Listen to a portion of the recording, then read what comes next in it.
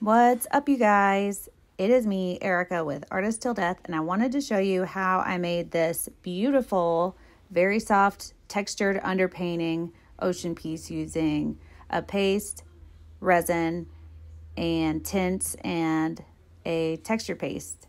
Stay tuned.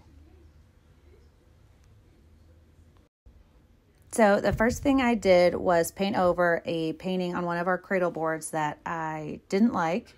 And so I just used a gesso spray to coat it, and then I used a gold spray paint to paint the sandy areas. This is a shimmery pearlescent modeling paste, and I'm just going to smear it around. And I'm trying to get quite a bit on there because that's going to be what gives me the ability to make the levels and texture of like rippling sand. And so you want to have a little bit on there. Trick is this stuff dries super, super fast. So you got to move kind of quick, and it's easy to scratch it off if it's not fully dry, if it's like surface level dry. So you have to be really cautious about that. But once it's on there, it's really great. And then I let it set to dry for a couple hours. If you could mush the high points and they kind of bow, then let them dry a little bit longer because they're still wet on the inside. So I'm going to mix my resin. I use 2-part epoxy. I carry 3 different kinds of resin on our website, artisttilldeath.com.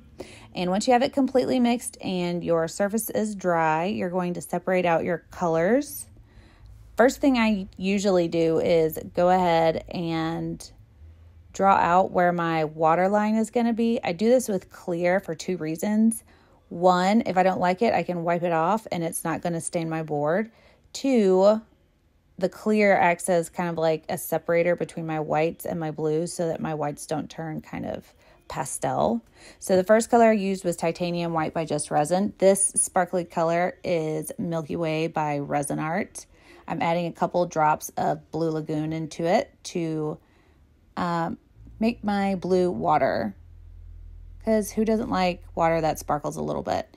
The last color I'm mixing up is my existing Blue Lagoon with some Jacki shimmer from Color Passion. It's going to give a super deep ocean tone. I like to use mostly tints because they're translucent. And so when you add your Milky Way, don't add too much because you can turn your transparent tint opaque by using too much Milky Way. Once you have your color on, then just swipe around and kind of meld the colors together. Once that's done, you're going to want to add your white in a thin line, and you're going to push it back with a heat gun. This heat gun has a concentrator nozzle, so it kind of looks like a wedding cake at the tip. And then I edge my water line with some white if any of it got thin. And that's literally it. That's all it takes. What do you think about these waves? Also, the cell size is going to actually grow as it kind of cools off and starts to cure and self-levels. And in a second, I'll show you what it looks like 5 hours into curing.